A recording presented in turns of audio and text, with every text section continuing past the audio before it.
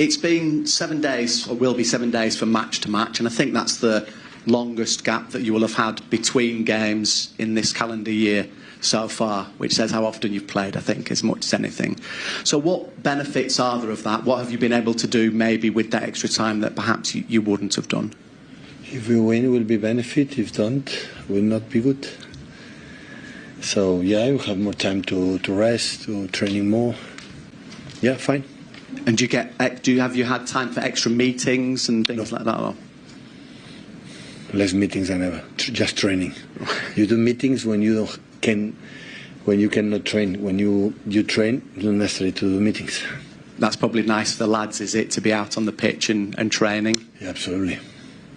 Nottingham Forest doing especially well at the moment, third in the table despite not having won in their last 3 games as well. I'm just wondering your thoughts on Nuno and his team and his staff and the work that they've done to have put them in this position. Very simple. When you are third in the table after 8-10 fixtures, okay.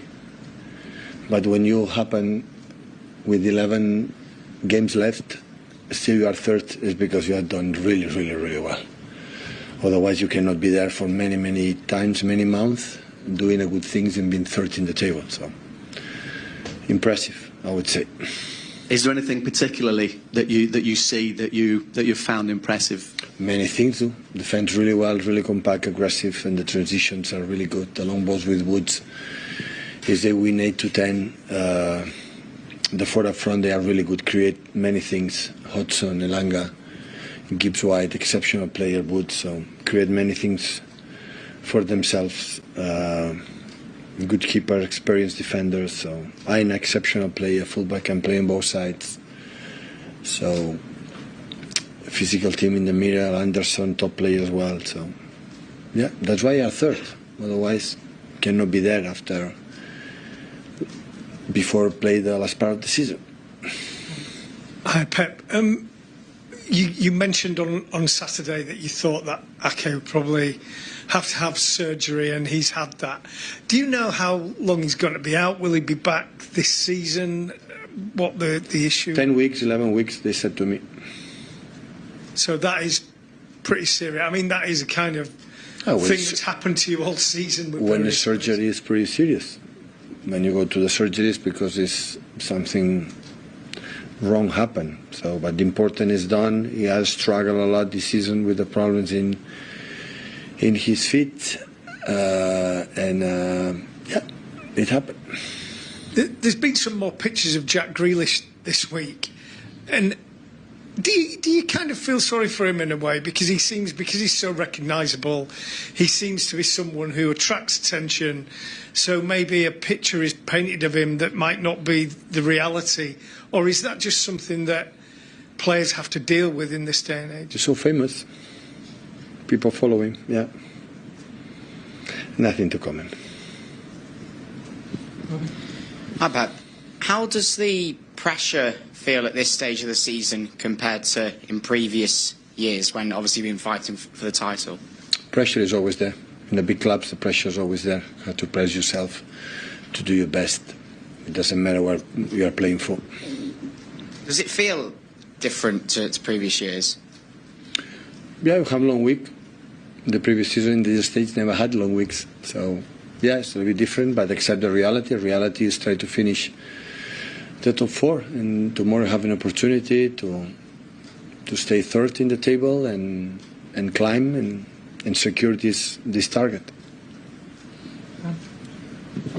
Pep, on that battle for Europe, I mean, obviously you've spoken there about Nottingham Forest and how well they've done. How big a threat are they to yourselves and the other teams competing to try and get into the Champions League next year? Yeah, there are many clubs, many teams. Many teams, many clubs fighting for this target. Everyone want to be in the Champions League next season. For the club, for the prestigious, for the sustainability, economically, so for many reasons. On the financial side, I mean, we've spoken about what it would mean for you here, obviously, and the importance to the club of getting in the Champions League. But for other teams too, it feels like it's the one thing that can be the gateway to other teams getting that extra revenue, which means they can then improve their squad to challenge at the top. How necessary is it to be in the Champions League, to be challenging at the top? Listen, it will not be the end of the world. So we want to qualify for the Champions League, but if it doesn't happen, it's because we have not been good enough and the other teams deserve it. So in knockout stage, in the Champions League, in the FA Cup, I would say the uncertainty part of this particular game always is involved, can be decisive, but in the Premier League, in 38 fixtures, it's fair enough. The results finish. So we are in the position that is not ideal, but is not bad enough, and is in our hands, and we are going to fight for that. Still recovering better, because it was a good day. So we recover better, but still recovering, still assessing players, yes. There's a lot of excitement around the club, obviously, ahead of this game at the weekend, the visit of Manchester City. How do you enjoy the challenge of preparing not only for an opponent like City, but also for an occasion like this where so much is riding on the game? The approach is the same. Nothing changes. We have to realize that we're going to play a very, very good team, a team that has been able to clearly dominate in the last years, a coach that has big impact on the game, fantastic players. So the same approach, realizing how hard it's going to be, but at the same time with the joy of the moment. If I can take you back to the meeting at the Etihad earlier in the season, yes. I don't know how you reflect on that. Is it fair to say your team didn't do themselves justice in that game? How do you look back at that game? It was a long time ago. I think it was not one of our best performance. It was a tough game that we didn't achieve all that we wanted from it. Different prospect, though, at the City Ground with your home fans on Saturday? Yeah, it's been good. It's been very good for us. City Ground has been helpful. The atmosphere is great, and we expect that. It's always nice to play the City Ground. If I can go off topic just briefly, I don't know if you got to watch any of the Liverpool game last night, but Alisson's performance was obviously earning lots of plaudits as a former goalkeeper. I don't know if you saw his performance. Of course. We didn't lost a great chance to see a great match of football. That Alisson was amazing. In your opinion, best in the world right now? Would you say? No, come on. No. I don't want to. For me, it's Matt Sells. Well, I want to ask you about Matt Sells because no keeper, not Alisson or anyone else in the Premier League has kept more clean sheets than Matt's. And if we rewind perhaps to August, there was a little bit of uncertainty about whether he might be your number one, I think. But obviously he is. He's done very well. What improvements have you seen? Is there anything that sets him apart from the player you have between the sticks now to maybe the one in August? Or the confidence. I think the confidence, the moment, the help of the team. The team is more solid, more compact. Nothing to compare what we've been doing before in last season. I think we big improvement in our defensive shape, and that reflects on all the team, and especially on Mats, and he's being able to give us this confidence, and he's always there to give us a hand when it's needed. Thank you. Thank you. Damien.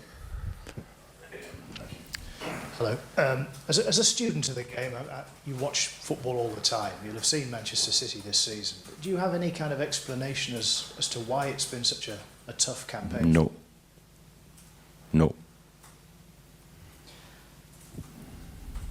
Let me try another one.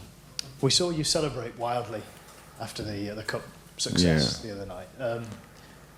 What are you feeling inside about the excitement of this campaign? Because you don't often show it, but that night you showed it. Oh, it was a beautiful moment for all of us, for us as group of people that work together, for our fans going to the decision on the penalties. The last penalty, Mats makes a huge save and make us go through to the next stage. It's a beautiful moment. So happy.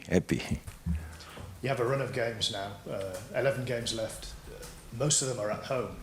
How important could that be in terms of securing what you're trying to secure? As I said before, playing at the City Ground has been... I honestly believe that the players feel comfortable. Some of them just anxious to play at the City Ground. They enjoy it so much, and that reflects on the performance of the team. And more than anything is the fans, the noise, the atmosphere, the help that they give us, the extra run that they make us do, the noise that they make when the opponent has the ball. So all these things come together. It's huge for us to play at the City Ground. Thank you, Damien. Thanks, Damien. Charlie. Nuno, hi. Hello. Can I just get your thoughts on Pep Guardiola as a coach, the impact that he's had on not just the English game, but on football globally?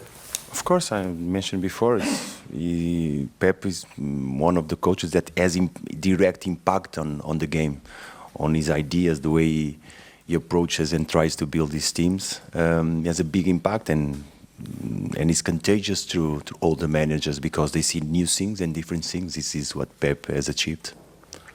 We're all competitive when it comes to football. You don't get to where you've got to in the game without being competitive. How much do you look forward to locking horns with somebody like Pep Guardiola who's achieved so much? We've did it before. We faced many times. It's always about the players. At the end of the day, it's the ability of the players to make managers' ideas go in the pitch and make it work. So more than anything is the quality of the players that we're going to face and how good we have to be trying to control them, at the same time exploit our strengths and enjoy the game and go for the game.